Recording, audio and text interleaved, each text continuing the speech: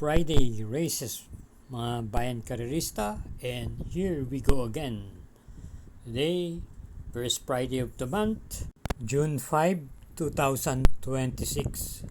At meron po tayo ditong 8 pangarera na inihanda po ng Philippine Jockey Club. Balik po sa kanilang bakuran ang pangarera.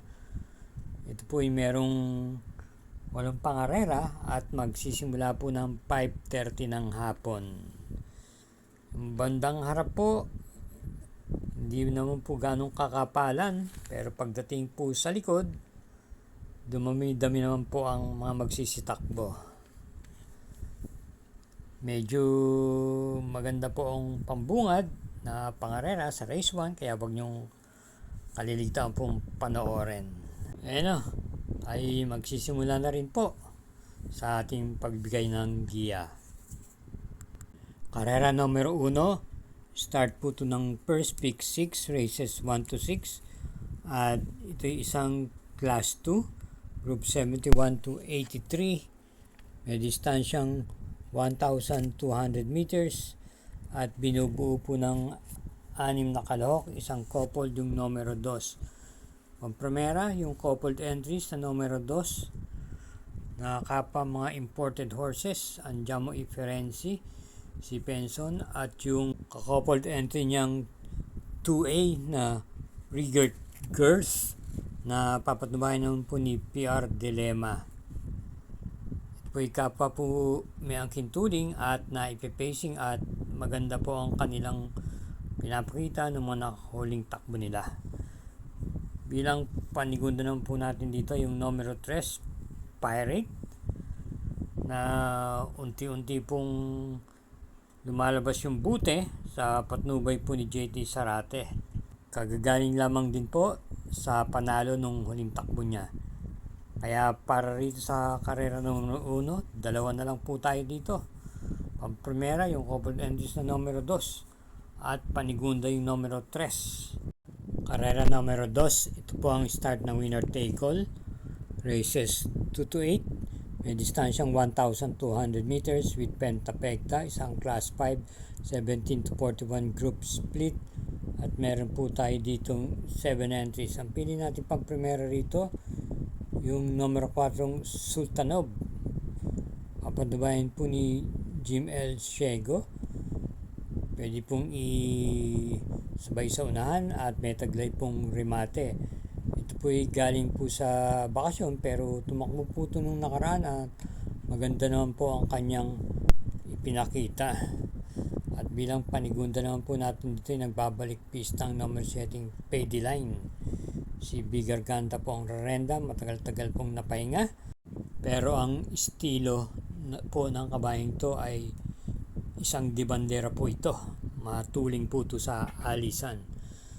Kaya para rito sa karera numero 2, dalawa lang po tayo, pampremera numero 4 at panigundo yung numero 7. Karera numero 3, start po ng second pick 6, races 3 to 8. May distansyang 1,200 meters, ang class 5, 17 to 41 group split, 7 entries. Ating pong piling pampremera rito yung numero 7, One of a Kind. Papanubayan po ni K.E. Malapira. May maganda pong takbo to nung nakaraan, kung saan ito'y dumating po to ng segunda pwesto. May taglay na tuling at naisusunod din po naman. Bilang panigunda po natin dito yung numero 2, Antonio de la Mugis. JMS Torque na po ang rerenda, malamang siya po ang malemado. Ito po may taglay pong remate ito. Kaya para rito sa karera numero 3, pampremera po natin yung numero 7 at panigundo yung numero 2. Karera numero 4, isang class 5, group 17 to 41 group split. Start po ng pick 5, races 4 to 8 with a distance of 1,200 meters. At meron po tayo ditong 6 na kalahok. Pampremera po natin dito yung numero 3, Miss Pinkerton. PJ Gusi po ang rerenda. Ito po ay ilang beses na po itong nabenta sa takilya at maganda rin po ang kanyang ikinikilos lately sa kanyang mga nakarang takbo. May taglay pong tuling tong kabayong to at pwede rin naman pong isunod. Bilang panigunda po natin dito yung numero 2 Central Bank na isang rematista. Muling rendang po ni JM Storke nung mga nakarang takbo niya ay parati rin po sa timbangan. Kaya para rito sa karera numero 4, ang pili po natin dito 3-2. Nasa kalagitnaan na po tayo sa pagbibigay ng ating giya. Paalala lang po, huwag po tayo makakalimot na mag-subscribe. Pakishare na rin po at i-hit po natin yung like at notification bell button. Gayun din naman, follow na rin po ang Samut Sari Mangkelos TV FB page. Salamat po. Karera numero 5. Ito po ang start ng Peak 4, races 5 to 8. With Pentapecta, may distansyang 1,200 meters ang Class 4, Group 42 to 56 group split at binubuo po ng 7 entries. Pampremera po natin dito yung numero 6, Meghan Maxine. Papanubayan po ni JL Paano. May taglay pong remate at nung huling takbo niya, kung hindi ako nagkakamali, ito po ay dumating po ng segundo pwesto. Bilang panigunda naman po natin dito yung imported horse numero 5 Concrete Solution, CL Pilapil. May remate po ito. At panersera po natin dito yung numero 2 Grand Laughter na maaari pong makita natin sa harapan to at meron din naman po itong taglay na remate itong kabayang to at naisusunod din naman. Ito ay papanubayan po ni AP Asuncion. Kaya sa ulitin po, sa karera numero 5, pampremera, yung kalahok numero 6, panigundo numero 5 at panersera numero 2. Karera numero 6, isang class 4, group 42 to 56 group split, distance 1,200 meters, 8 entries, ang coupled yung numero 1. Pampremera, yung coupled entries sa numero 1 high intensity, Feel the Burn, high intensity. Ito po ay may taglay pong remate at may tuling na rin po tulad nung pinakita niya ng huling takbo niya kung saan ito po ay dumating po ng segundo pwesto, rendahan po si A. Reyes. At yung kakoupled entries niyang Feel the Burn, gamay po ni PR Dalema. Ito po ay sa likuran po ng gagaling o isa pong deremate. At yung mga nakaraan huling takbo niya ay maganda naman po ang kanyang pinapakita, parati pong nasa timbangan. Bilang panigunda po natin dito yung numero 8 Winter on Fire, si Pensa naman pong rerenda. Siguradong siya po ang makikita natin sa unahan. Huwag lang po mabubulabog ng gusto ay baka makatapos po ito. Panersera po natin dito yung numero 4 Wild is the Wind na gamay po ni PGA Guse.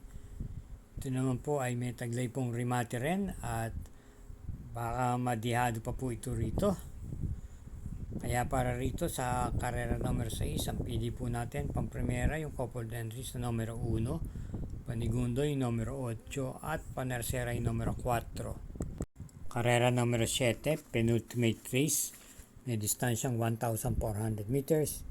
With Pentapecta, isang class 4, group 42-56 group split at binubuo po ng 7 kalahok lamang. Pampremera po natin dito yung galing po sa panalo, yung numero 5 Simply Jessie na may tuling po at muli pong renan ni PGA Guse. Bilang panigunda po natin dito yung numero 2 Brown Missile, si Garganta naman po ang magdadala ng renda. At bilang panersera po natin dito yung numero 6 Benji's Prayer ni K.E. Malapera na maganda po ang ikinikilos dito basta matapos pang galing sa pahinga. Kaya para rito sa karera numero 7, pampremera po natin dito yung numero 5, panigundo yung numero 2 at panersera yung numero 6. Karera numero 8, last daily double, para tingnan po ito ng winner take all.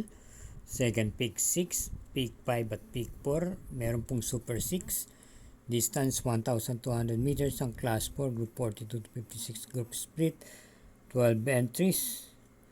at isang coupled yung numero 2. Ang primera po natin dito yung numero 1, Noble Promise. JMS Torque po ang magdadala.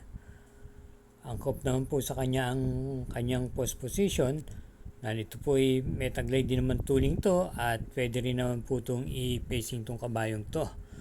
Bilang panigunda po natin dito yung coupled entry sa numero 2, Grand Monarchs Denusan, nakapaparehas pong may taglay pong remate at naisusunod din naman o naipipacing. At bilang panersera po natin dito yung numero G, Stripe of Pink, na malamang siya po ang malyamado. Ito po ay sa likuran naman po manggagaling at si JD Huko po ang magdadala ng renda. Isa pong imported horse to. Kaya para rito sa karera numero 8, pamprimera numero 1, panigundo yung coupled entries numero 2 at panersera yung numero G's. Sa lahat po ng mga sumusubaybay, thank you again for watching at palalang po, ito'y gabay lamang po at inyo pa rin mga kursunada ang masusunod sa dakong huli. Hinay-hinay lang po sa ating paglilibang at lagi din pong mag-iingat sa ating pag-uwi. Good luck at naway matapat po.